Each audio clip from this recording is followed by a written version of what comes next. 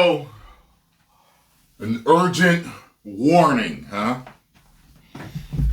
Wow. That sounds possibly scary.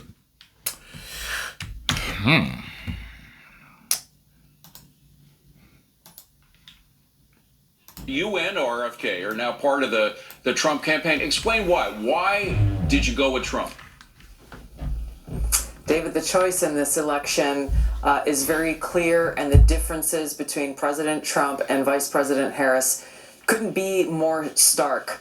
Frankly, to put it simply, Tony Stark?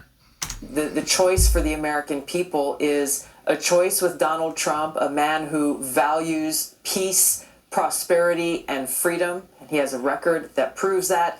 And Vice President Kamala Harris, whose record shows an increasingly tyrannical government undermining our freedoms. We are embroiled in multiple wars around the world and closer to the brink of nuclear war than ever before, and increasing economic hardship for Americans throughout these last 3.5 years that she has served as Vice President of the United States. The contrast couldn't be more clear. This is personal for me, this endorsement of President Trump, because as a soldier now for over 21 years, I've deployed to multiple war zones in different parts of the world, put my life on the line for the safety, security, and freedom of the American people. So it's important to me and to every one of my brothers and sisters in uniform that we have a commander-in-chief who values every one of our lives, who carries that responsibility as commander-in-chief very seriously, and will therefore exhaust all diplomatic avenues before seeing war truly as a last resort. And the last point that I'll make on this, that I think one of the best things is a commander-in-chief that will keep you out of war. We weren't in any wars with Trump, right? Yeah. A few other presidents had stuff, though. The ones I'm thinking of, they were all in something.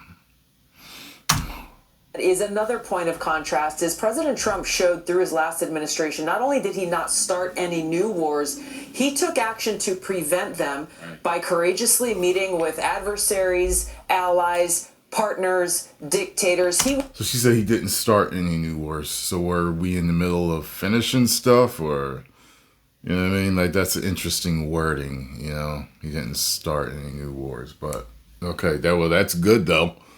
Would meet with whoever he needed to pursue peace. Kamala Harris criticized Donald Trump for doing exactly that, which shows that if she's elected president, she will not do what is necessary in the pursuit of peace. And I am certain that she will. So wait, she did very quickly, because he met with different people, like, you know, Kim Jong-un or whatever. And is that what she's talking about? Hold on. President, she will not do what is necessary. Meeting with adversaries, allies, partners, dictators. He would meet with whoever he needed to pursue peace. Kamala Harris. Yeah, you know, I know people had an issue with that. Even I was kind of looking a little sideways when he was meeting with certain. I was kind of like, but then I was kind of like, well, here's the thing. You know, sometimes I think that some Americans can kind of look at it kind of like we should maybe impose our rules and will over other countries and stuff like that. And I think in a lot of ways that's a much harder route to go. I think making peace with and getting to know these other leaders would be best. You know, it'd be more diplomatic. It'd be a way of peacefully being able to handle things rather than not knowing them. You know, and I get it. In certain other countries, the way they do certain things is kind of like, you know, you hear about some of these leaders and what they do and how they treat their people, and you're kind of like, no, I don't even want to know this guy. But I think that his way of doing that was a way of keeping people out of war, keeping people from threatening each other, threatening to bomb each other and do this and doing that. His way, you know, well, he didn't start any new wars, so, you know, that's a good thing. So his way may have been a better way, you know. criticized Donald Trump for doing exactly that, which shows that if she's elected president, she will not do what is necessary in the pursuit of peace. And I am certain that she will lead us very quickly into a war to mask the weakness and insecurity that she feels and try to project strength using the lives of my brothers and sisters in uniform to do so. And it's, and that's one of the things that, I've heard people say, like, she just doesn't feel, and listen, starting a war ain't a way to prove your strength. At least not for her. I know we don't need no new wars. We don't know. No.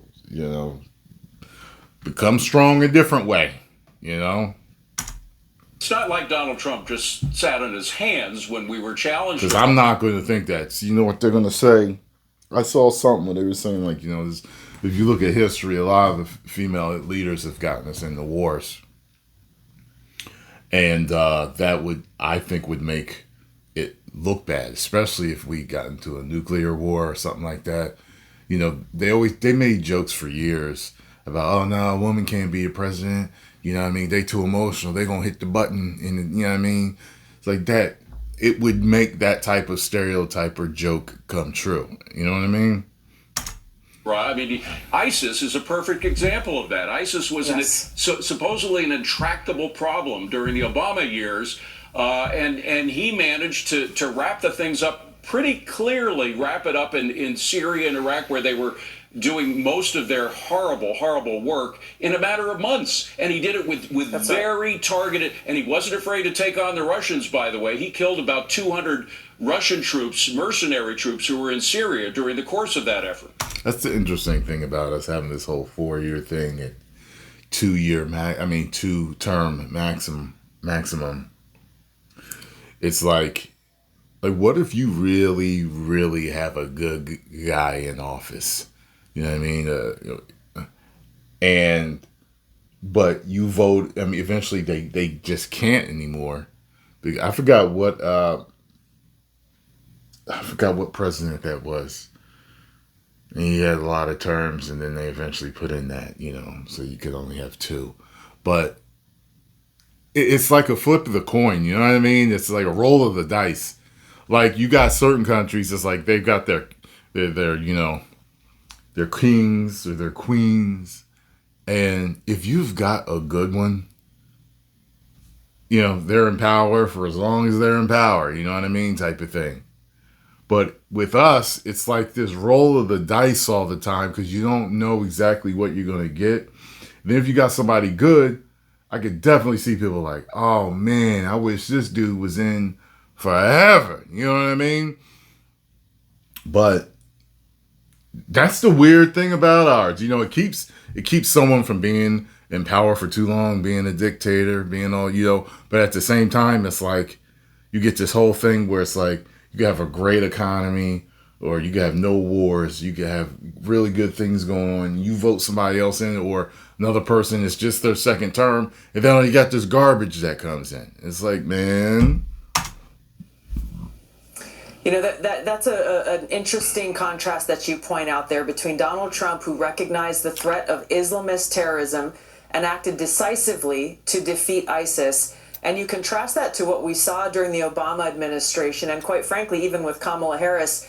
They won't even use the words radical Islamist terrorist because they're so afraid of being called Islamophobes. And under the Obama administration, they refused to go after Al-Qaeda. They refused to go after Al-Qaeda in Syria specifically. So you look at the contrast of these presidents. You look at Kamala Harris, who will not use those words and cannot be trusted to keep the American people safe from this continued and very real threat of radical Islamist terrorism, both militarily and ideologically. Yeah. And, you realize very well, because you were dealing with this in 2020 during your debate with her, how she tries to wiggle out of her past statements and do flip-flops in order, depending on which audience is in front of her. Now, I don't think that interview went too well with her and Waltz. Yeah, I watched it earlier. I was just thinking after it, too. I was just like, yeah, I think she's going to get got on that. Now she's trying to appeal to a broader, more moderate group of American voters, so she's denying all sorts of things from her past. And one thing that she denied essentially yesterday by not showing up at the memorial to the 13 service people who were killed 3 years ago was her role in not only the withdrawal itself, but the way in which that withdrawal was conducted. She kind of let it out in 2021. I want to play that tape and get your reaction. Roll it. Afghanistan, Roll yes. Were you the last person in the room? Yes. And you feel comfortable? I do. You think she's going to try to wiggle out of that because it's on tape? Of course. Of course. It's like every other major position that she has taken that has turned out to be such a disaster for the American people and our well-being and our national security. It is disgusting to me, David. It is maddening that not only is she was basically silent. Okay, she put out a little statement on a piece of paper yesterday, but why wasn't she out there at Arlington Cemetery? Why hasn't she reached out to those Gold Star families of the 13 men and women who were killed in that disastrous Afghanistan withdrawal? That, as she said, she was the last person in the room to speak to Joe Biden when he made that decision, and she's good with it. Why hasn't she called them to check on them, to apologize to them, and grieve alongside them for their loved ones who will never, ever come home? This is yet another example of why Kamala Harris is unfit to serve as our president and commander-in-chief, something I've been warning the American people about going all the way back to 2019. Now, you did pin the rose on her for her past statements and contradictions back in 2020.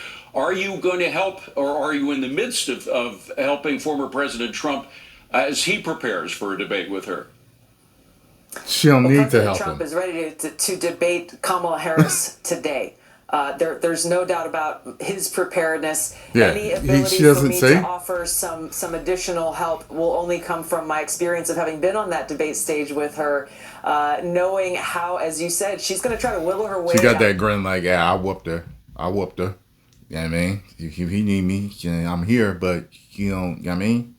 Out of her very real record that she's had over these last 3.5 years. And as we saw in her speech at the Democratic convention, we've seen how she says, well, we stand for freedom. I'm going to be a president who champions freedom.